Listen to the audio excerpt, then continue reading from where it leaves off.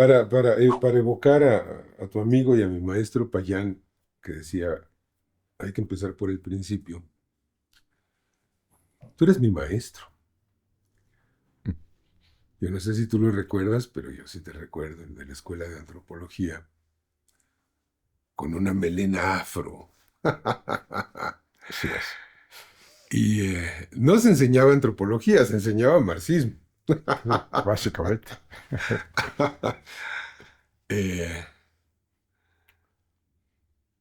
y fue en el 77, 78, ¿no? Ujú. Eh, en el aula Francisco Javier Clavijero, de la vieja escuela que estaba todavía en el El museo, Museo de ¿no? Antropología, sí. No sé si me lo recuerdas para solo hacer memoria o como un reproche. Eran unos años maravillosos, en efecto. La hegemonía del pensamiento de izquierda en América Latina y en el mundo era tremenda. Y en México era aplastante. Aplastante, ¿no?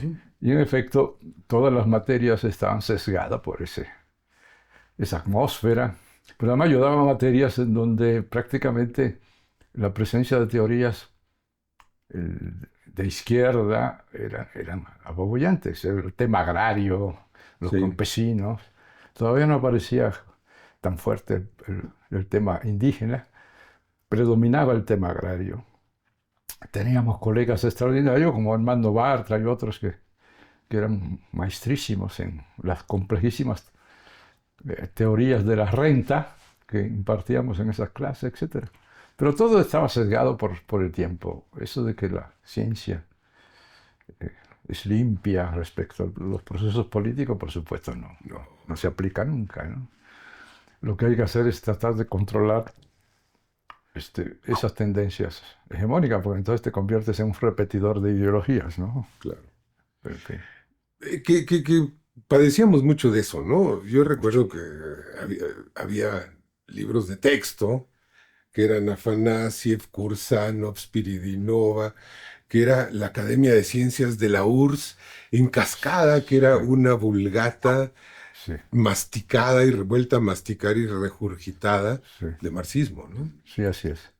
Sí, en mi estilo yo, por ejemplo, ninguno de esos nombres eran familiares, que hacían el llamado materialismo histórico de aquella época, ¿no? Sí, De porque la hay URSS. materialismo histórico y Sí, materialismo dialéctico, y había así que es. separarlos, ¿no? Pero yo recurría a los textos clásicos, directos, para darle otro sentido. Pero es la etapa, digamos, anterior al encuentro de un faro que te guía. Es una etapa de mucha confusión, de absoluta carencia de una visión mínimamente apegada a la realidad para buscar el cambio. Eso ocurre muchos años después, ya entrado en el siglo XX, con Andrés Manuel López Siglo Obrador, XXI. perdón, el siglo XXI, la tentación de volver. Eres Y, viejimónico. pero aquello era realmente una época de una oscuridad que a mí me asombra, ¿no? La carencia de perspectiva. De repente habían campos en donde éramos verdaderamente luminosos, pero no lográbamos articular con el resto de la problemática nacional, ¿no? Lo que hace la diferencia ya en el siglo XXI y con Andrés Manuel López Obrador es que por primera vez tenemos una primera visión, un primer atisbo de una solución de carácter nacional, es decir, lo global, o la totalidad concreta de que hablaban justamente los clásicos marxistas, porque cada cual, desde lo indígena, desde los campesinos, desde el movimiento popular, urbano, etcétera, creía tener la solución. Y es una etapa muy, muy difícil, muy complicada, y además muy poco eficaz desde el punto de vista político. Yo recuerdo que incluso hubo un debate en la etapa de constitución del movimiento con Andrés Manuel sobre cuál era la organización adecuada para hacer las tareas, Sí, partido o movimiento, sí, o frente, o frente. porque el frente siempre implica la presencia de movimientos diversos. A ver, pero tú dices que éramos tremendamente ineficaces. Yo lo cuestiono. Porque unos años después, es decir, hablamos, no, 2 años después, fíjate, hablamos del 77, ¿no? 2 años después, 3, 4, 5 partidos de izquierda llegan al legislativo por primera vez en unas elecciones. Sí. Era todavía el Partido Comunista Mexicano, el PRT, Sí. el PRS de Gascón Mercado, si mal no recuerdo, ¿no? Bueno. Y en 82, por primera vez se participa en una elección presidencial con candidatos y candidatas. Sí. Estaba Doña Rosario, estaba Arnoldo Martínez Verdugo, etc. Sí. Y 6 años después ganamos la presidencia. Era tan ineficaz. Sí. A ver, yo lo que digo es, ¿no será que la semilla del obradorismo está en esa década de los años 70 cuando un sector de la izquierda, o sectores distintos, dicen no, vamos a buscar la transformación por la vía democrática, pacífica y electoral? En ese punto coincido totalmente contigo. De hecho, mi perspectiva parte de poner ese momento como un momento de pérdida del sentido. Para hacerla, es una historia larga, pero hacer una secuencia lo más sintética posible, fuimos víctima del éxito de un país extraordinario como Cuba que obtuvo el poder, la izquierda, por la vía armada, debido a sus peculiaridades, etc. El gran problema fue que convertimos eso en el patrón universal. El paradigma, ¿no? En Sí. una especie de paradigma, el llamado foquismo. Sí. Luego vino un punto maravilloso. No en balde Andrés Manuel siempre decía que era un personaje político que él reconocía mucho, de su gran admiración. Me refiero a Allende, que lo intenta por la otra vía, Sí. la vía electoral, la vía pacífica, y que al recibir este impacto tremendo con el golpe de Estado, además cruento, tremendo, la izquierda no solo hace un análisis que le permita evaluar el papel de ese experimento, sino que retrocede, porque el experimento le sirve como prueba, entre comillas, equivocadamente, de que en efecto no hay otra vía que la armada. Así es. Así es. Entonces se confirman, se confirman los malos pasos, digamos, por decirlo rápido. Y viene una reconfirmación en 79 en Nicaragua. Así es, así es. Y ya antes había sido confirmado en República Dominicana con la invasión en el 65. Así es. O sea, se intenta hacer un cambio democrático, de restaurar en el poder a Juan Bosch, que era un demócrata, un socialdemócrata, no era de ninguna manera un comunista ni un marxista. Y ese movimiento cívico-democrático es aplastado por una invasión con 42.000 marines que desembarcan en República Dominicana.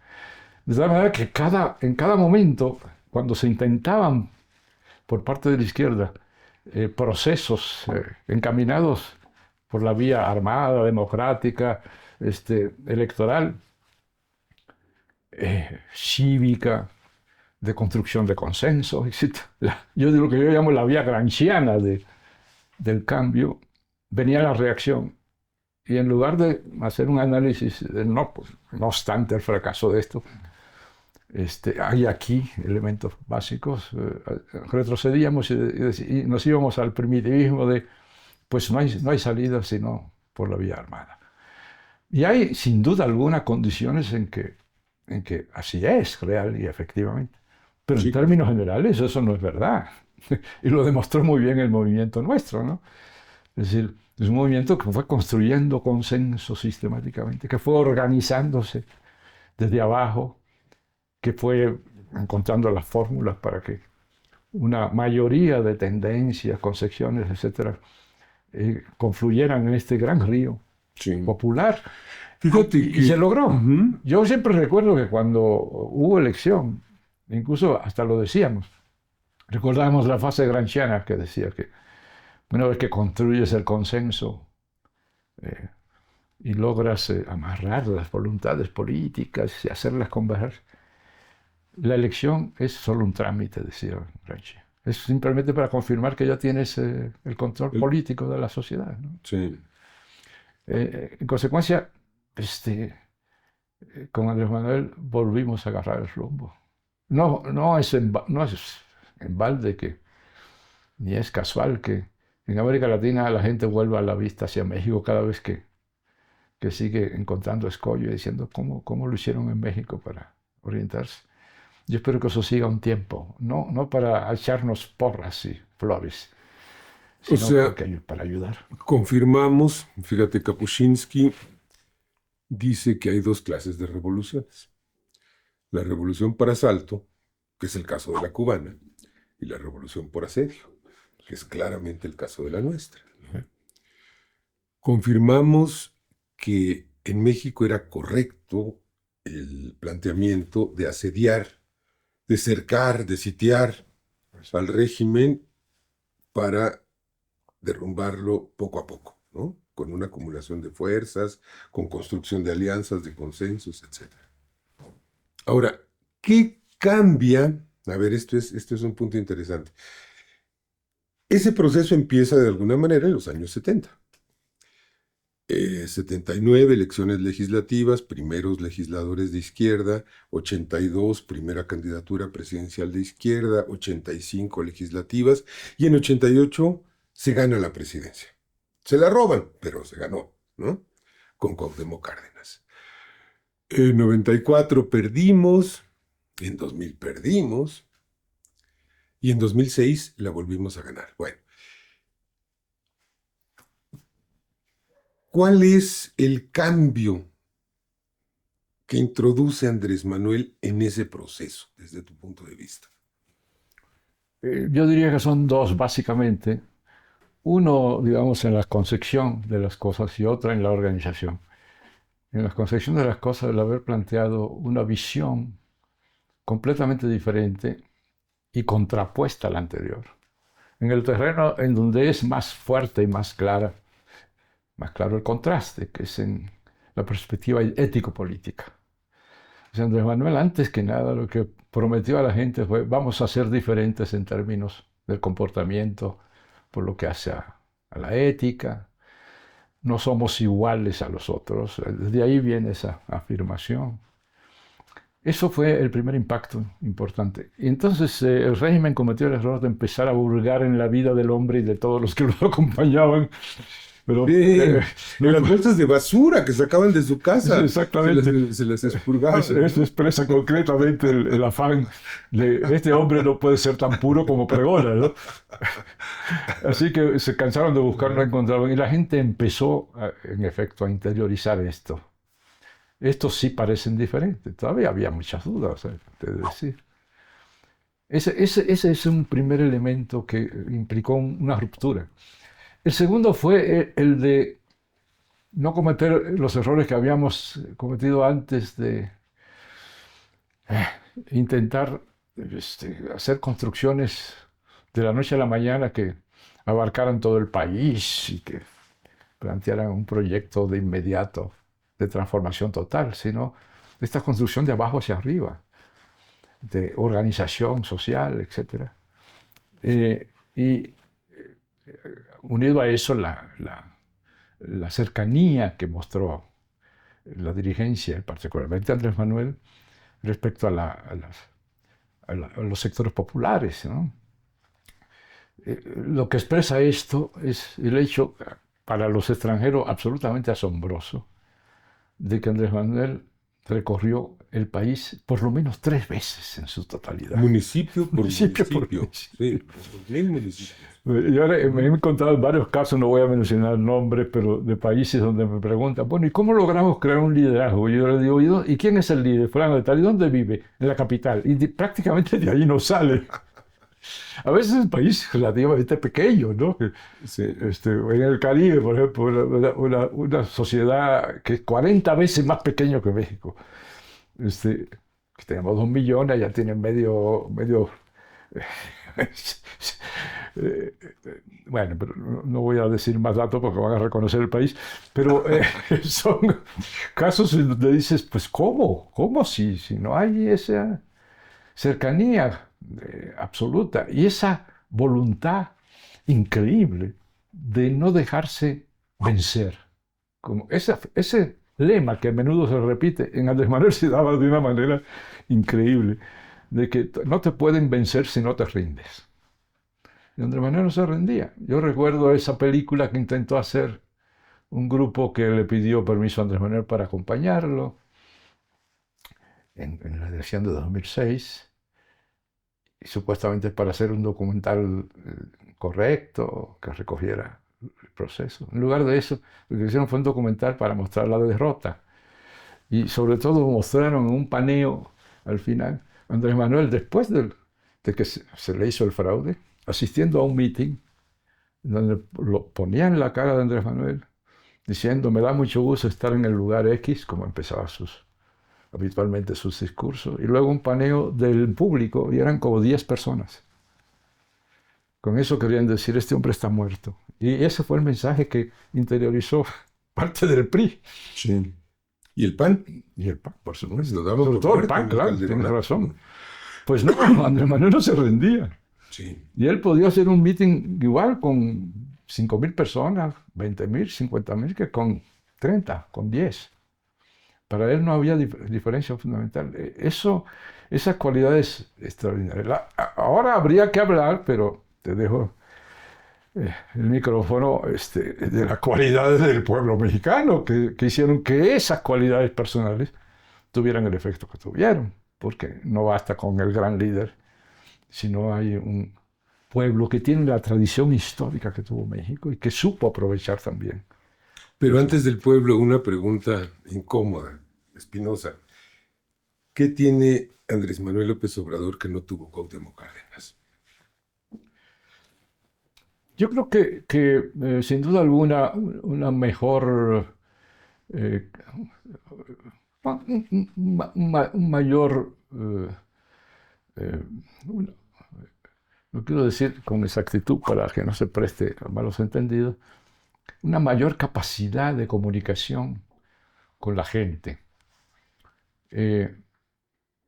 Una imaginación portentosa para lo que yo llamo nombrar las cosas. Yo digo que Andrés cumplió muy bien ese mandato bíblico, ¿no? A todo le ponía nombre. Bueno, ya en la última fase de su gobierno, en la segunda, más o menos a mitad o a principio, le puso nombre hasta el movimiento en su sentido histórico. La cuarta transformación me parece que es una de las formulaciones más brillantes, porque evidentemente si dices cuarta estás hablando de una secuencia. Y lo tomó del pueblo, ¿eh? Así es. Él no lo inventó. Sí. O sea, venía habiendo muchos movimientos, Sí. medios que se llamaban la Cuarta República, la Cuarta Transformación, Sí. que a su vez a lo mejor alguien escuchó de la Quinta República de Venezuela y Sí. dijeron, pues nosotros vamos por la Cuarta, ¿no? Sí. Que viene de Francia con sus repúblicas en serie, ¿no? Claro. Creó, Sí. estableció el término y le dio contenido, Sí. diciéndole, oigan, es que ya llevamos 3 secuencias, 3 momentos históricos importantísimos. Esta es la cuarta. Sí. Y entonces no solo coloca tu propia propuesta en una secuencia histórica, lo cual ya es por sí solo extraordinario, porque sin recurrir a los antecedentes históricos es prácticamente imposible, ya lo sabemos por experiencia en toda América Latina y en el mundo, construir un proyecto que te arraigue justamente en aquellos que han vivido esa historia y que la hacen suya. Y en segundo lugar, coloca a la propuesta tuya como la culminación de esa secuencia. Claro. Es una formulación verdaderamente brillante. Y eso empezó a dar un sentido de identidad al movimiento. O sea, no éramos ya miembros de cualquier cosa, éramos protagonistas del cambio verdadero. Ese era el larguísimo nombre que teníamos todos. Y empezábamos a usarlo como si dijéramos mesa, algo tan largo, ¿no? Sí. Y sin embargo, eso nos dio una identidad propia increíble. La forma de organización que promovió fue una combinación de apertura y concentración. Bueno, la idea de rechazar el Frente Amplio estuvo basado en esta concepción que tenía Andrés, de que si bien se necesitaba atraer a todos los movimientos sociales y fuerzas sociales al seno del movimiento, se requería una dirección central, digamos, porque en los frentes ocurre que como todos están al mismo nivel, cada cual dice cómo deben ser las cosas y a menudo no se llega rápidamente, como se requiere, a acuerdos. Y aquí teníamos esta dirección, que además era una dirección bastante flexible en el sentido de que escuchaba, por eso me consta, de que se les planteaban en las reuniones que se hacían, sobre todo en estas reuniones que se hacían, que podemos llamarle de los 23, ahí en casa de Pérez Gay, perdón, este, eh, allí se debatían temas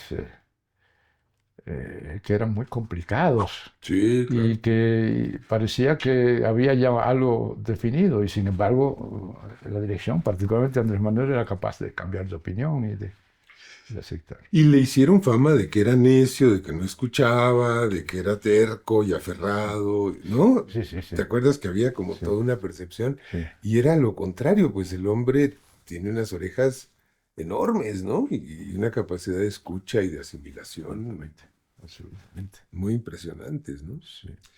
Pero bueno, ok, Andrés Manuel, ese es uno de los ingredientes de esta sopa. Y la otra, tú decías, pues es el pueblo, ¿no? Que es un país de izquierda. México es un país de izquierda de toda la vida, ¿no? Eh, por el trauma de la invasión, de la conquista, del intento de imposición de una cultura, de una religión, el intento logrado de imposición de un idioma. No sé si la cultura y la religión tanto, el idioma sí, ¿no? Eh, y, eh, y es por lo tanto una historia de resistencia. Fíjate que, no sé si tú sabes que en el Buzón Ciudadano, eh, el 15 de septiembre hacíamos una cosa que se llamaba el Grito de Todos. Eh, porque en 2006, el 15 de septiembre, hubo un duelo de gritos, ¿no? Sí. Que finalmente Fox perdió por cobarde y se fue a darlo a Dolores Hidalgo. Y lo dio Alejandro Encinas en el Zócalo. Desde su esquinita del ayuntamiento dio el grito, ¿no? En 2007 hubo un duelo de equipos de sonido, ¿no? Los sonidos entre los que estábamos encabezados por Jesusa Sí. del lado del Majestic y del lado de Palacio Nacional el calderonismo, ¿no? Y en 2008 un grupo de compañeras y compañeros desistimos de esos duelos. Creo que estaban plantados los maestros en el Monumento a la Revolución, ellos daban su grito y nosotros nos reunimos en el Parque del Cartero, en la colonia postal, en el Buzón Ciudadano, a dar el grito de todos. Eh, y eso lo mantuvimos hasta 2017. Año con año era el grito de todos. Y como era el grito de todos, pues yo me acuerdo que yo dije, hay que incorporar a todas y a todos. ¿Por qué nada más Hidalgo, Morelos, la corregidora? No, ¿qué es eso? O sea, pues este país tiene una cantidad de heroínas y de héroes brutal, de independentistas, de liberales, ¿no? Eh, y fíjate, a mí se me ocurrió incorporar, por ejemplo, a personajes como Gaspar Llanga, como Jacinto Canek, Ujú. como Gabriel Teporaca, el Rarámuri, ¿no? Francisco Tenamazle, indígenas de la resistencia, es decir, tenemos una historia brutal, ¿no? Eh, y Andrés Manuel diría que aparte tenemos un fundamento civilizatorio, siguiendo la idea de Monfil, ¿no? Que es básicamente gregario, comunitario, en contraste con una civilización individualista occidental. Y ese pueblo, además, es un reservorio ético, porque tú lo expresas de una manera, yo siempre digo que una de las gracias fundamentales de esto en lo que estamos es haberle incorporado una cuarta dimensión a la definición clásica de una revolución, ¿no? Que es una transformación profunda en lo político, en lo económico y en lo social. Y yo digo, sí, pero nosotros le incorporamos una transformación ética. Pero para incorporarle esa transformación ética es porque hay un fundamento Absolutamente. social, ¿no? Sí, de hecho, cuando se elaboró la primera versión del proyecto de nación, que fue, digamos, la versión larga, porque ya Andrés Manuel había elaborado una versión corta de 10 puntos.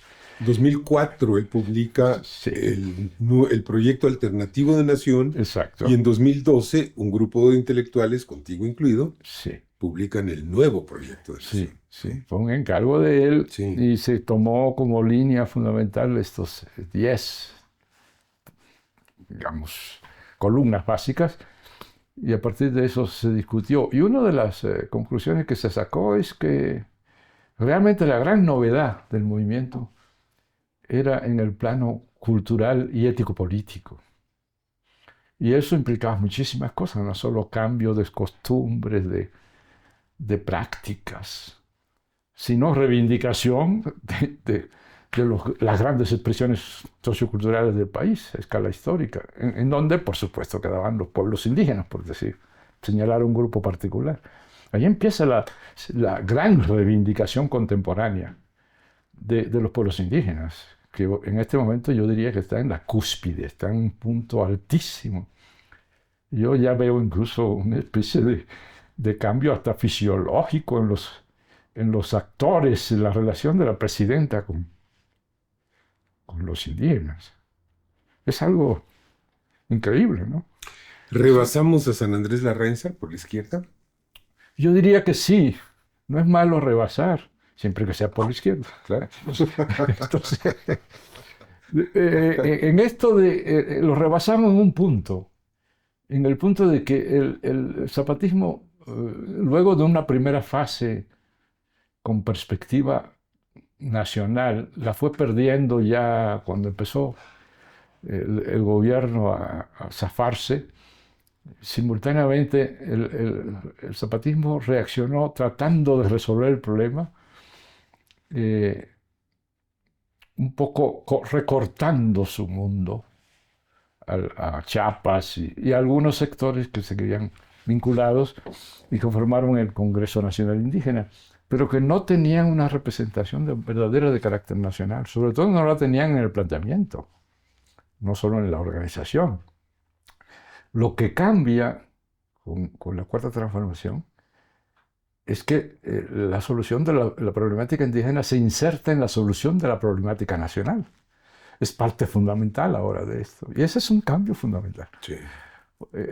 Porque responde al viejo principio, no siempre aceptado por la izquierda o olvidado, de que en nuestra propuesta de cambio no hay posibilidad de soluciones parciales. Nadie se puede salvar solo, lo digo yo para decirlo rápido. ¿Te quieres salvar solo? Estás mal. Nos tenemos que salvar juntos, todos. Entonces, se creó una gran corriente en el movimiento indígena de que los indígenas podían encontrar una especie de solución mágica que nadie se imaginaba cómo podía hacer eso. Pues si estás totalmente, completamente integrado a un proceso nacional, no desde ahora, sino desde hace siglos, ¿cómo es que tu solución es particular? No es una solución mexicana, entonces.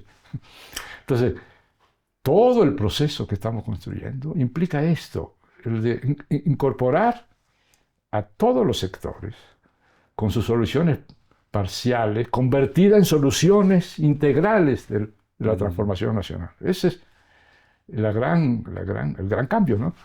Entonces, en ese sentido, digamos, es un rebase por la izquierda. En tanto, ahora hay un consenso mutuo, tanto en el movimiento, porque eso no fue desde el principio así.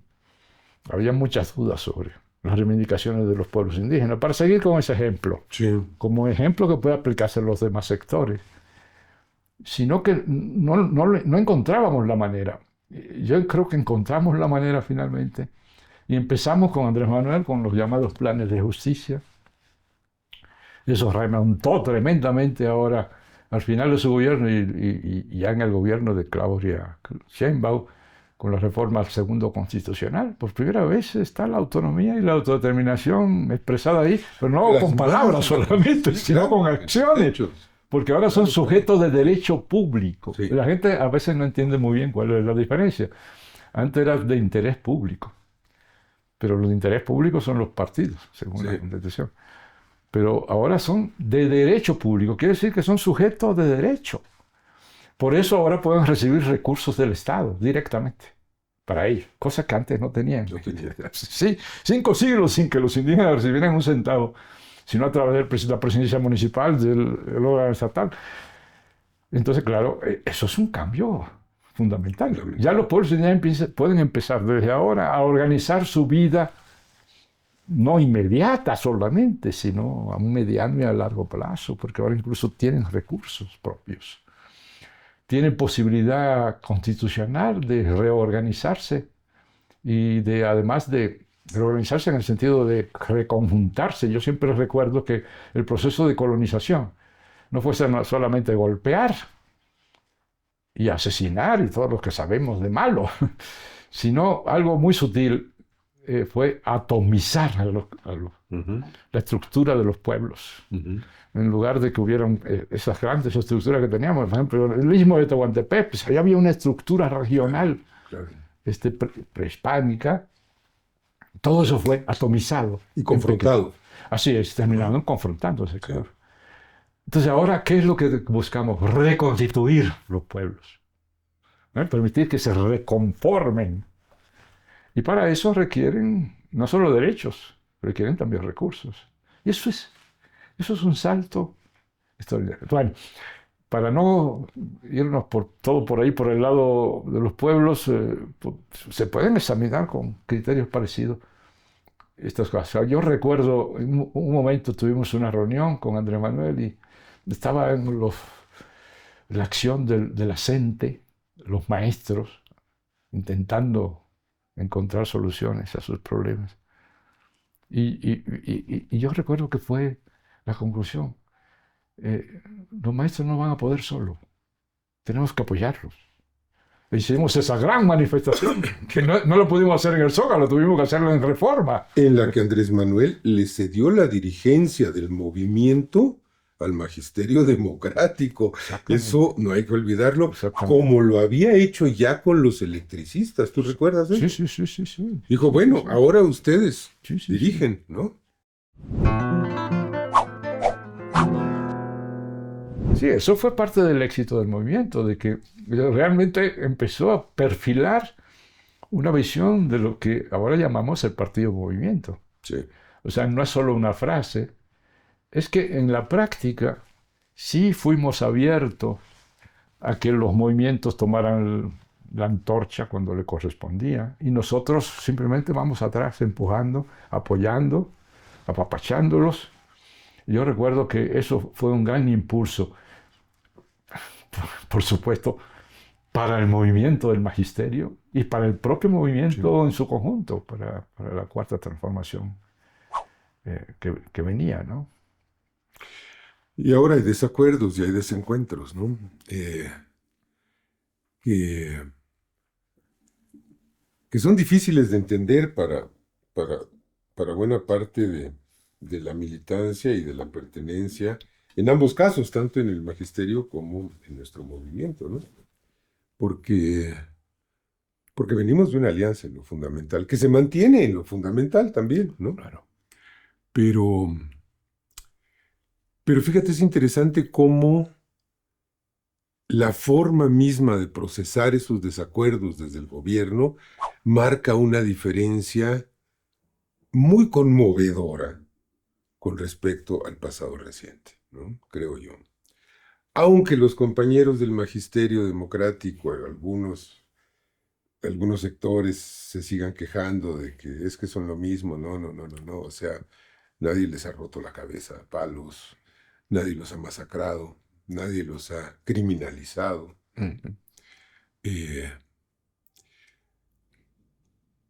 Sin embargo, en el caso, por ejemplo, de los movimientos indígenas,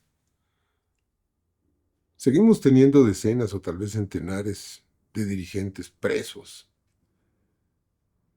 sacarlos ha sido un problema terrible. Así es. Ha sido un problema terrible.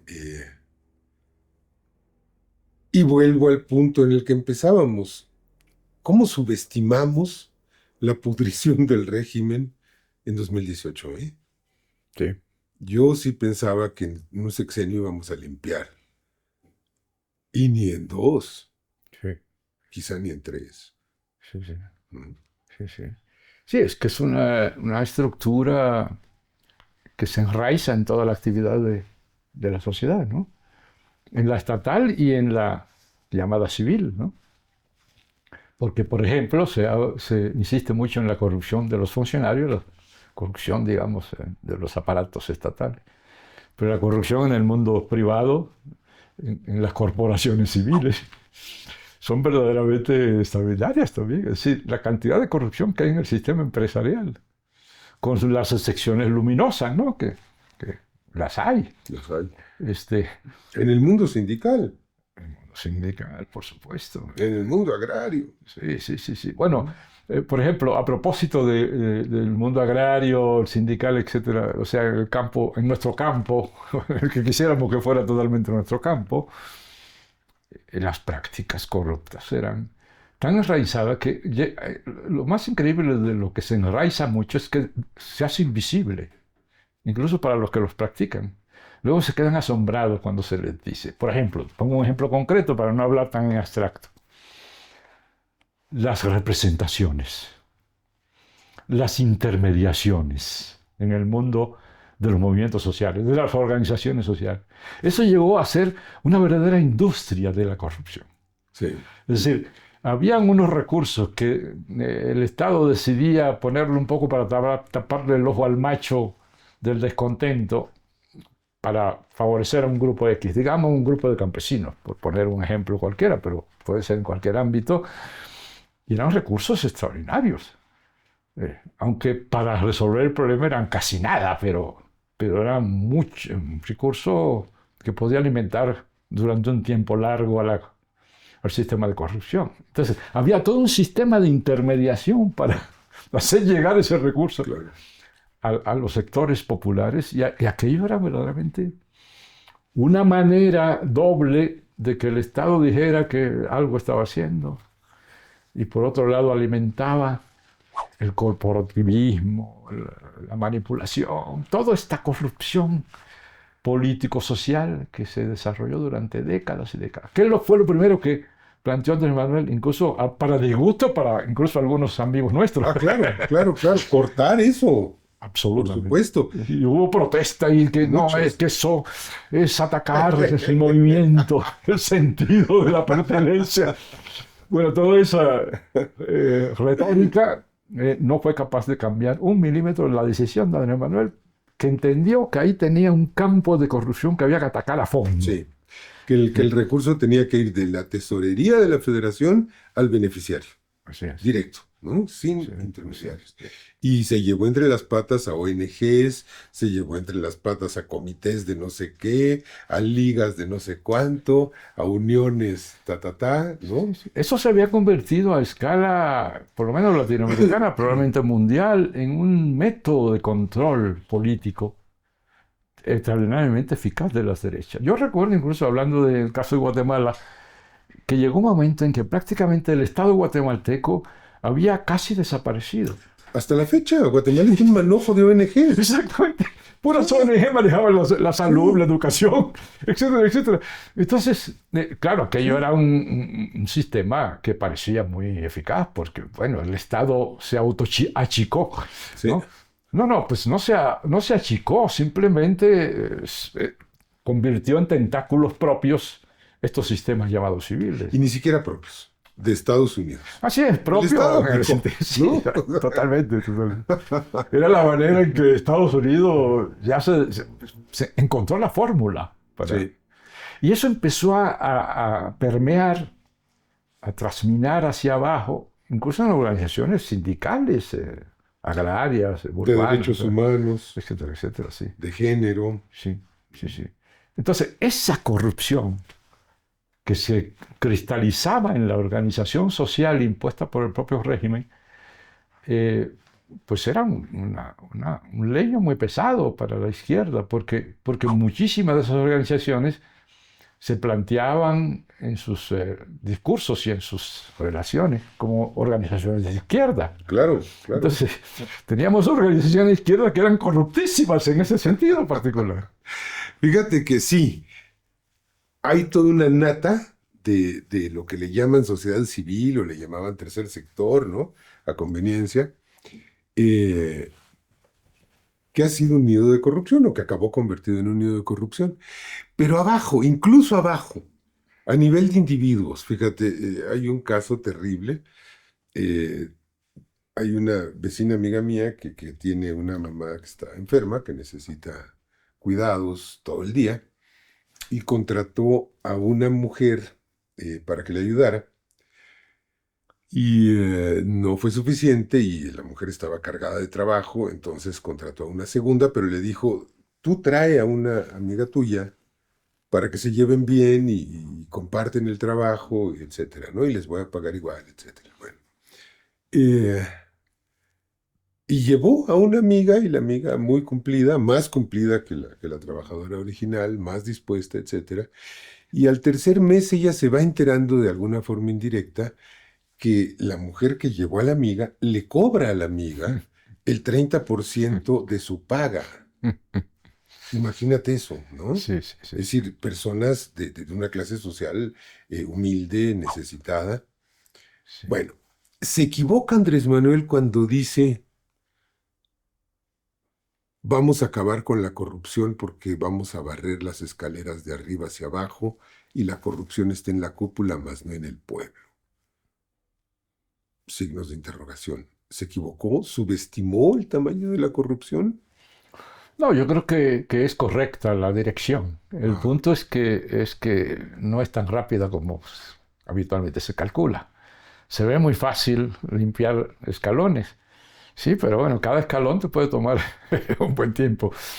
Y yo creo que sí está bien enfocado porque si no se ataca desde arriba la corrupción es muy difícil desarraigarla, arrancarla de raíz, porque es la parte de arriba la que fomenta la reproducción.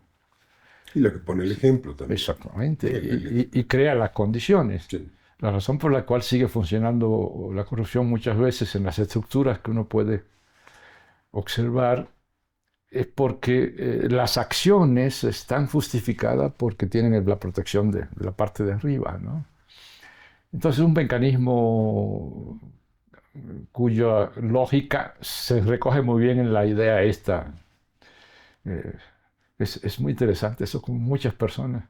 Eso de los clásicos, es muy frecuente que se razone con imágenes. Por ejemplo, Adorno y todos estos filósofos de la escuela de Frankfurt, Benjamin, usaban mucho el método de utilizar imágenes para pensar, para explicar los procesos. La parábola, ¿no? Como el ángel de la historia. Platónica, ¿no? Sí. A fin de cuentas, ¿no? Bueno, esta imagen de la escalera es muy poderosa para entender el proceso, porque alguien protege finalmente la práctica incorrecta y la protege desde una posición de poder. Yo he sabido, incluso en la etapa ya nuestra, de sectores completos institucionales donde se aplican estos procedimientos de que el de arriba dice, no obstante que este es tu salario, pero no lo vas a cobrar entero. Me das mi comisión. Me das una parte. Claro. Y entonces uno se asombra de que eso exista y se reproduzca. Entonces la pregunta es, ¿por qué existe y se reproduce? En parte fundamental, porque hay un poder arriba que practica lo mismo y que protege toda la cadena. Es una cadena protegida, pues. Ahora, yo creo que hay una angustia en sectores del movimiento que se preguntan, ¿nuestros valores van a erradicar la corrupción o la corrupción va a erradicar nuestros valores? Fíjate, hoy salió una noticia. El procurador del consumidor, Iván Escalante, cuenta que han llegado compañeros de Morena a abogar para que le quiten las sanciones a empresas infractoras. Échate ese trompo a la uña, ¿no? ¿Cómo gestionamos esa Pues, tensión? pues sí, hay que seguir insistiendo y no perder ese enfoque. Eh, y aquí otra vez hay que distinguir en los dos mundos, el mundo del poder estatal y el mundo del poder de la sociedad, llamada sociedad civil. Yo creo que sí, el papel activo fundamental lo tiene el mundo estatal, ¿no?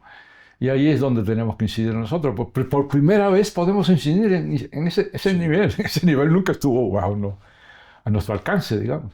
Ahora lo está. Y es nuestra gran oportunidad, haciendo que las gradas del Estado sean lo más limpias posible. Y fíjate que hay mucho mito con eso también, ¿no? Por ejemplo, el mito de que se roba el dinero.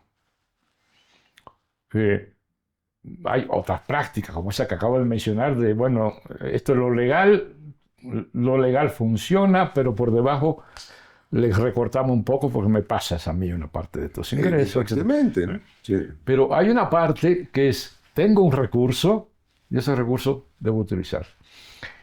La capacidad que tenía el prianismo para robar en ese sentido preciso era una cosa brutal. verdaderamente impresionante. Sin embargo, ahora ya hay análisis que muestran que a partir de la cuarta transformación, en realidad el tamaño de lo robado es prácticamente pequeño, muy pequeño. O sea, ahí se ha logrado establecer ¿Hoy en día o antes? hoy en día. Hoy en día es ínfimo, ¿no? Sí, Claro. así es. O Sí, sea, sí, sí, sí es un éxito sí, increíble, sí, ¿eh? absolutamente. Es Bueno, decir, de algún lugar tuvo que salir el presupuesto de los programas sociales, de las obras de infraestructura. ¿De dónde salió? exactamente. Del combate a la evasión, del combate al huachicol, del combate a la corrupción y de la austeridad republicana. No salió de otro lado. Absolutamente. Sí, sí, sí. Y cuando tú ves los montos de robo que se evitaron y que los comparas con el tamaño de los programas, el costo de los programas, dices, oye, con esto que acabamos de lograr Claro. que se roben, puedo hacer este programa increíble que va a beneficiar a millones de personas. Claro, o sea, Entonces, perdonarle 72.000 millones de pesos a Ricardo Salinas Pliego implica que no puedes hacer escuelas, que no puedes hacer clínicas, que no puedes hacer caminos, que no puedes entregar dinero a la gente que lo necesita, ¿no? absolutamente. Entonces, el combate a la corrupción no solo es por razones ético-políticas, de principios y valores, es también por eficacia socioeconómica en funcionamiento de nuestras instituciones, que nos permite tener los recursos que requerimos. De tal manera que sí se está avanzando, pero sigue muy presente en los sectores amplios de la sociedad. No es una cosa cultural, pero sí es una cosa que tiene que ver con los mecanismos de funcionamiento de las relaciones, en donde el elemento corrupción es vital para su reproducción. Pero estamos avanzando, sin duda alguna estamos Estamos avanzando. avanzando. Sí, sí, mira, yo al principio del sexenio de Andrés Manuel, para usar una parábola, yo decía, es que combatir la corrupción es como pretender secarte con una toalla cuando estás en medio de la alberca. No puedes, te sobrepasa. Pero no, el avance ha sido formidable y la prueba son los presupuestos que se han aplicado a cosas que el país necesitaba, pues evidentemente, ¿no? Pero también cultural, Sí, en el sentido de que la gente está interiorizando la idea de que hay algo malo en ser corrupto. así es. Y en consecuencia Sí, el rechazo. Yo recuerdo que hubo un momento muy peligroso durante el auge del priismo. Andrés Manuel incluso mencionó eso muchas veces, en donde era elogiada la práctica corrupta como una especie de virtud, una especie no, claro. de inteligencia, de capacidad No, no, para no. Portugal. Yo, Algo tremendo. yo decía que el neoliberalismo nos había llevado a tener un pequeño Salinas adentro, cada mexicano y cada mexicano. Fíjate que, bueno, éramos vecinos en Tlalpan y en mi barrio, que es un barrio pobre, básicamente de paracaidistas, eh, clase media baja, era muy común las privatizaciones. Es decir, el que podía rogarse medio metro de banqueta y echar un poquito para allá el muro, lo hacía. Es decir, privatizaba Sí, en su escala, ¿no? O sí, sea, sí, sí llegó a haber un contagio de esta mentalidad en toda la sociedad, alarmante, ¿no? absolutamente. Sí, Y pensar que el bien público es apropiable legítimamente, ¿no? así es. Y que eso era una marca, digamos, de inteligencia y De habilidad audacia, personal, etcétera. Sí, sí, que había claro, algo positivo en eso.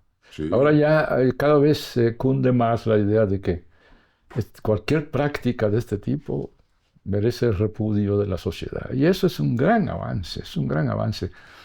A veces no ponderamos eso porque es más difícil de ver en lo concreto, pero sí tiene efectos prácticos eso. Es decir, es como lo mental, como la visión de las cosas tiene un efecto práctico en la vida de la gente, ¿no?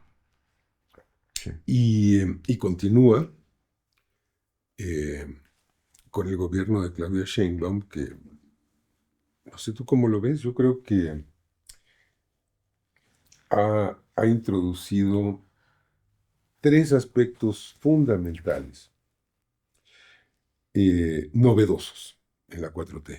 Se habla mucho de la estrategia de seguridad. Yo digo que la estrategia de seguridad es la misma. Lo que es distinto es la estrategia de comunicación de esa estrategia. Es decir, en el sexenio anterior se combatió Ujú. implacablemente Sí. a la delincuencia.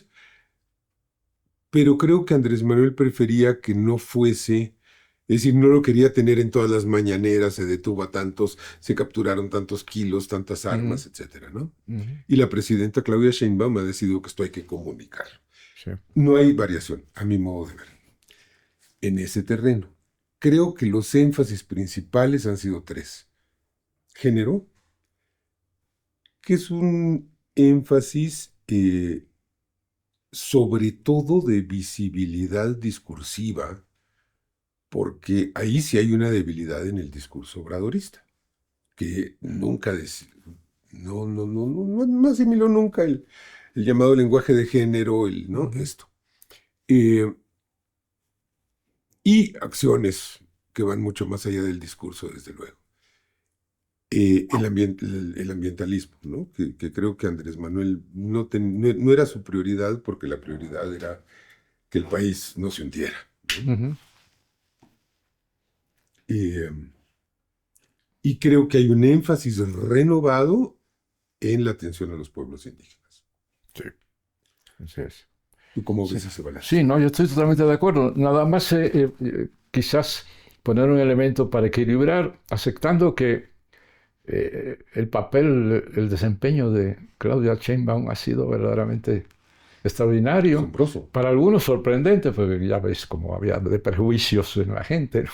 Todo esto de que es A mujer. ver, en la gente, ¿en ti no lo sabía? Sí, en todos, aunque sea inconsciente. O sea, yo no me Sí, esperaba tener una presidenta de esa sí, dimensión, ¿eh? así es, sin duda Porque alguna, sin duda alguna. conozco a Claudia desde hace muchos años, Así es. es una mujer valiosísima, inteligentísima, honesta, Sí, pero tener una estadista de ese sí, tamaño, sí, sin duda alguna. yo no Y lo... debemos felicitarnos por eso, Claro, porque pudimos tener un retroceso tremendo y claro. crucialmente fatal. Pero lo que te decía es que un punto de equilibrio para equilibrar la comprensión del fenómeno es que también hay que tomar en cuenta que la presidenta arranca con un piso ya establecido. Sí, absolutamente. Es decir, en muchos terrenos, los terrenos claves, ya el terreno estaba, digamos, bien, bien parejito. Ya se sabía cuál era la práctica virtuosa y también se podían reconocer los aspectos en donde no hubo mucho éxito por deficiencias de algún tipo. Por ejemplo, ya se tenía perfilado y sigue prácticamente intacto, solo en términos, cambia en términos de crecimiento, un plan, un proyecto, una propuesta de estado de bienestar, con programa de bienestar bien establecido, resuelto los problemas desde el más pequeño, esto de que no haya intermediación, que finalmente resolvió muy bien el gobierno, La gente recibe prácticamente de manera automática. Pero eso requirió una ingeniería. Yo tuve información de que hubo un momento en que se desesperó el hombre porque no encontraban la fórmula para que empezara a fluir el sistema sin intermediación. Sí. Fue muy complicado porque en aquellos tiempos también la tecnología no estaba tan avanzada como hoy, ¿no? Sí. Entonces, ya la presidenta encontró eso, encontró una estructura de planes de bienestar, de apoyo a la población, es decir, para decirlo en términos nuestros, un proceso de redistribución. La gran novedad de la Cuarta Transformación es que no solo hizo todo el esfuerzo posible por crecer, ¿no? O por lo menos mantener los niveles óptimos de crecimiento que se pueden en las condiciones actuales, sino además de redistribuir las dos cosas simultáneamente. Ya sabemos la fórmula neoliberal de que no redistribuya usted. Deje eso para después. Primero crezca. Sí, Y después ya verá cómo termina, ¿no? Sí. Bueno, aquí Andrés Manuel dijo, no, nada de transminen y aquí vamos a hacer las dos cosas al mismo tiempo. Vamos a tratar de mantener los niveles de crecimiento del país y al mismo tiempo vamos a no solo a redistribuir al ritmo del crecimiento, sino incluso por encima del crecimiento, porque llevamos mucho atraso. Sí. Por ejemplo, en términos de los ingresos de los trabajadores, es importante siempre subrayar este dato de que la mejora del ingreso de la población, que logró sacar a más de 10 millones de la pobreza, no se obtuvo simplemente con los programas de apoyo social, sino con el aumento del salario. Fortalecimiento del... Es decir, que volvemos a lo clásico. Claro. Lo clásico es favorecer a los trabajadores. Claro. Y entonces hemos aumentado de tal manera el ingreso de los trabajadores que bajó la pobreza, disminuyó la desigualdad y vamos en un sentido de crecimiento, al mismo tiempo torpedeando los peores mitos del neoliberalismo de que no podíamos redistribuir porque había inflación y desastre. Y creció el empleo. Fíjate que un dato muy impresionante es que estamos muy abajo en índice de desempleo que Estados Unidos. Estados Unidos está en 4.12 y nosotros estamos en 2.7.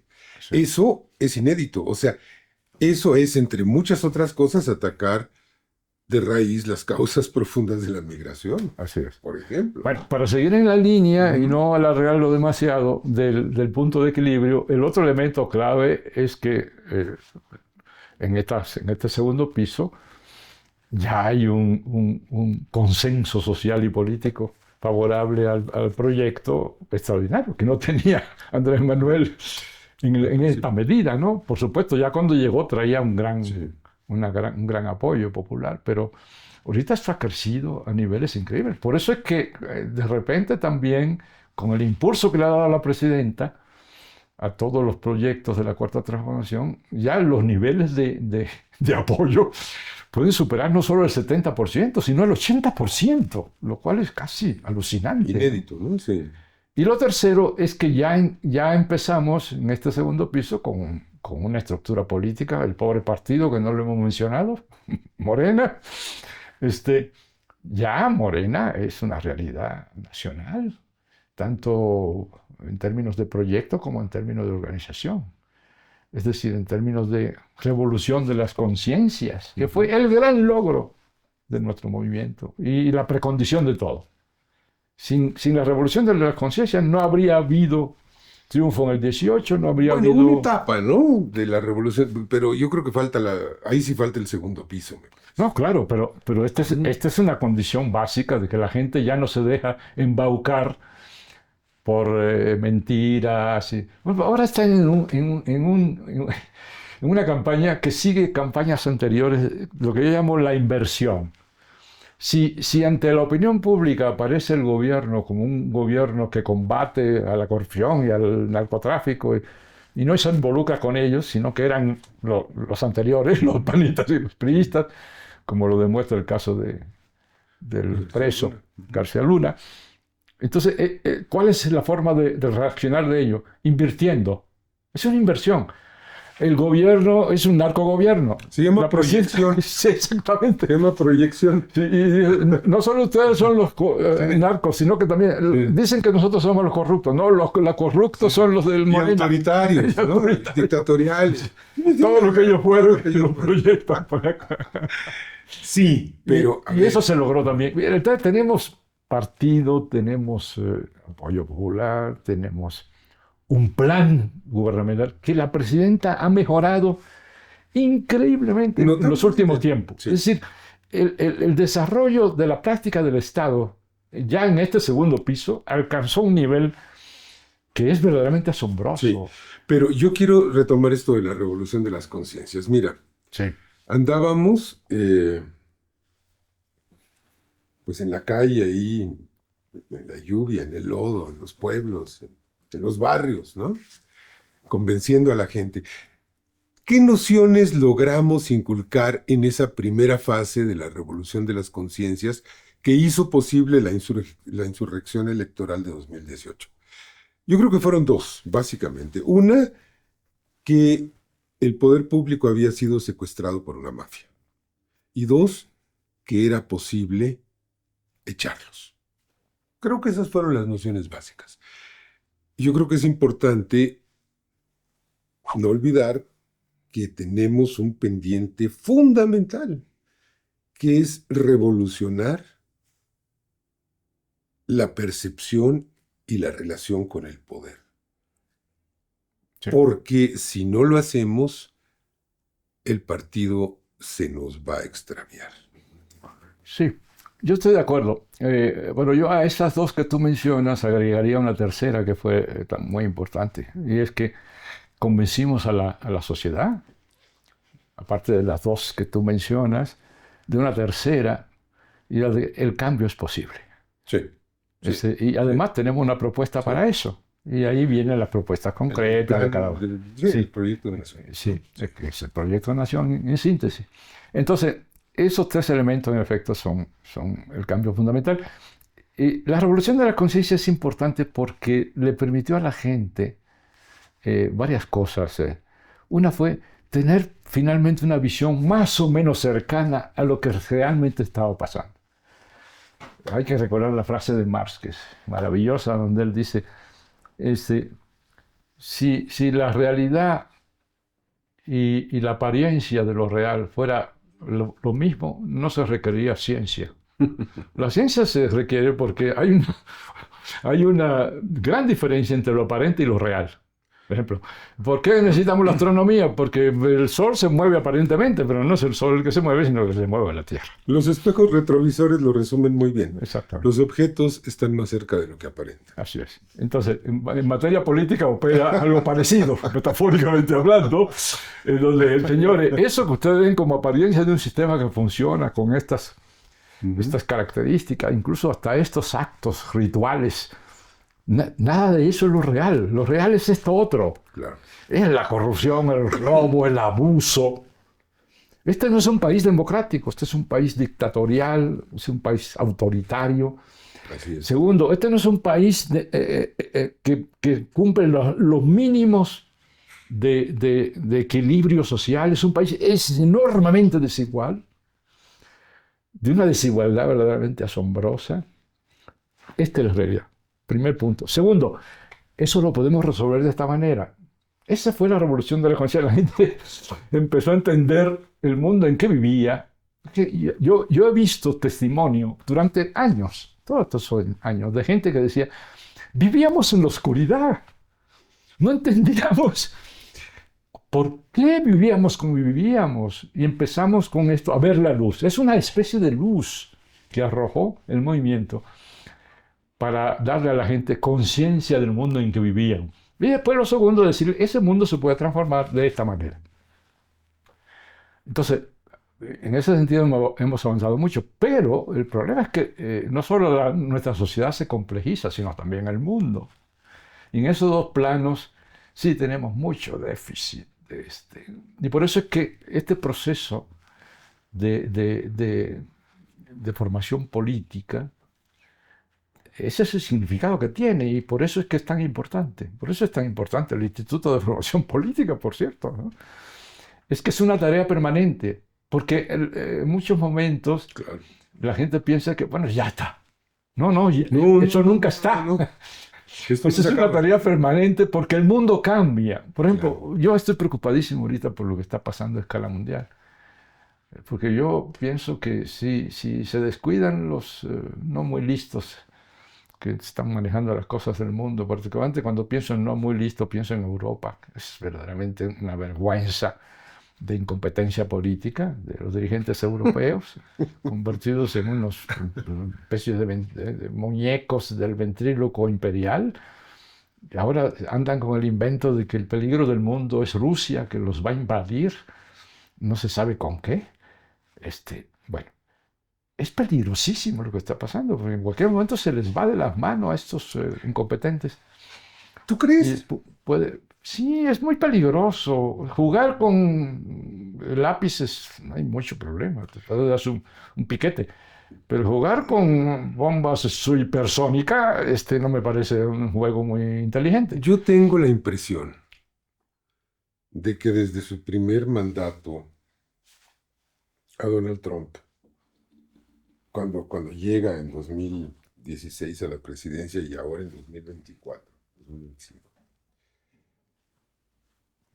el Estado Mayor conjunto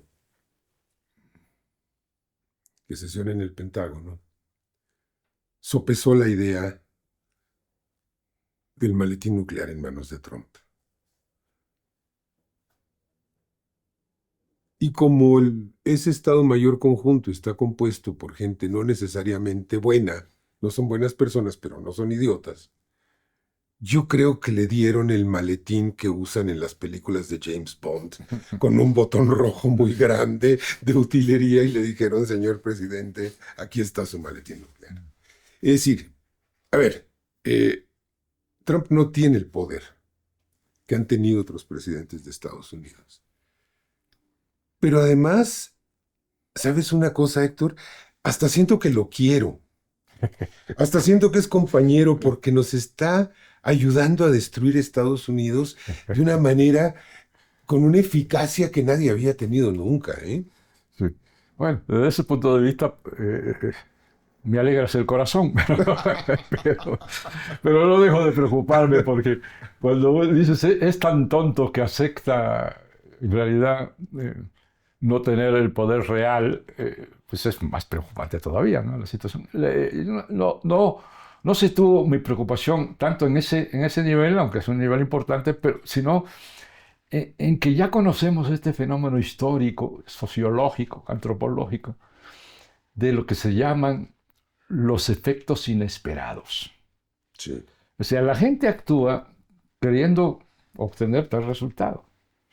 Por ejemplo, quiere irse por ese pasillo, pero en el curso de su desplazamiento ocurren eventos inesperados, creados por la propia acción de los que están procurando un resultado. Merton era especialista de eso, los efectos inesperados.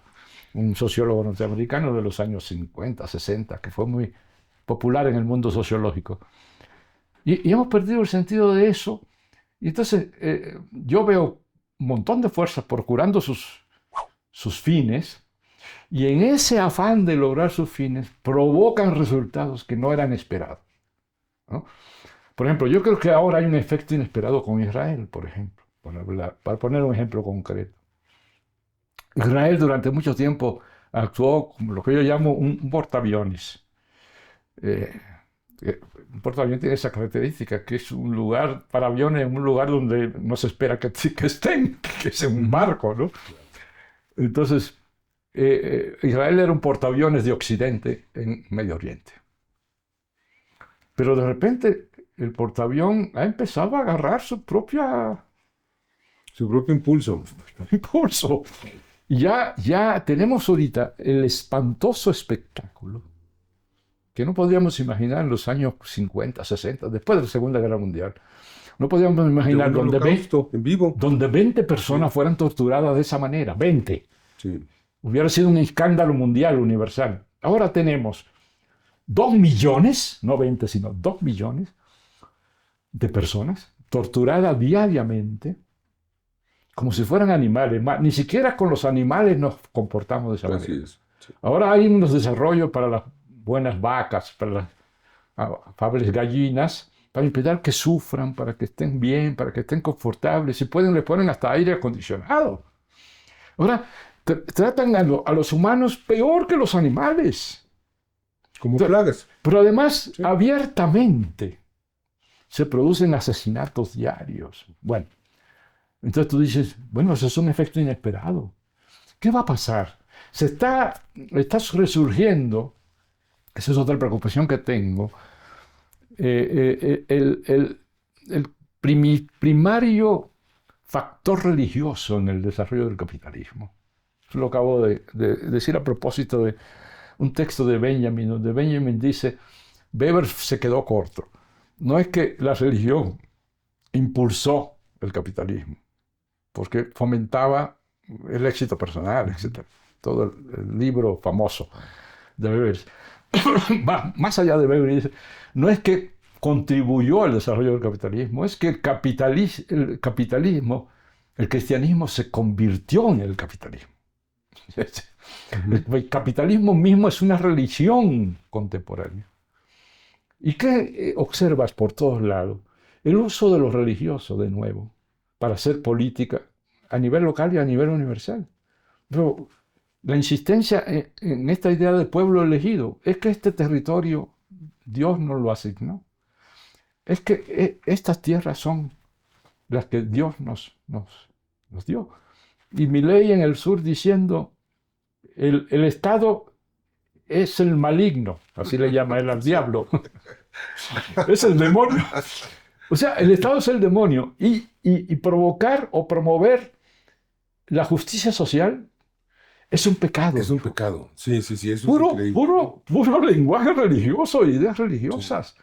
Entonces, es de una enorme preocupación y un gran peligro que en este momento haya más de un Estado, pero por lo menos uno que abiertamente tiene influencia además en Occidente, que dice que ese Estado es resultado de un ordenamiento de Dios, que Dios le dio ese lugar. Y que, puesto que Dios se lo dio, nadie más puede estar ocupando ese lugar. Esto lo han dicho siempre. Sí, bueno, pero antes no le hacíamos caso. Ahora parece que tiene influencia. No, yo creo que lo han dicho siempre. No, pero mira, a ver, ciertamente hay una aceleración del genocidio de los palestinos y hay una aceleración o una intensificación del sadismo con el que se perpetra, ¿no? Sí. Es decir, esto de reunir a gente hambrienta para decirles les vamos a dar de comer y bombardearlos, cosa que hacen sistemáticamente, es de una crueldad insólita, ¿no? Sí.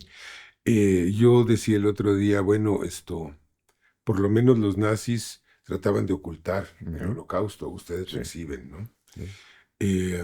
Esto es cierto, pero el holocausto viene de 1948. Mira, y aquí yo he estado reflexionando y me digo, ¿por qué nos duele tanto Gaza? ¿Por qué nos indigna tanto? Aparte de por valores universales de humanidad básicos, pues también nos indigna porque nos identificamos, porque nosotros hemos sido los palestinos de Estados Unidos. La franja sur del actual territorio estadounidense, sufrió en cámara lenta un proceso como el que está sufriendo Gaza a manos de Israel. Es decir, ahí hubo despoblación, ahí hubo políticas de transformación, de limpieza étnica, de todo esto, ¿eh? Es decir, hubo masacres. ¿Dónde están los mexicanos que vivían en esa parte de México? No era desierto. No estaba despoblado, hubo movimientos de resistencia y después en el occidente, cuando se surge la fiebre del oro, los estadounidenses masacraron a no se sabe cuántos latinoamericanos, porque, es decir, no solo fueron los yanquis por el oro, fueron chilenos, peruanos, toda la cuenca del Pacífico latinoamericana viajó a San Francisco a buscarse la vida y fueron masacrados. Sí.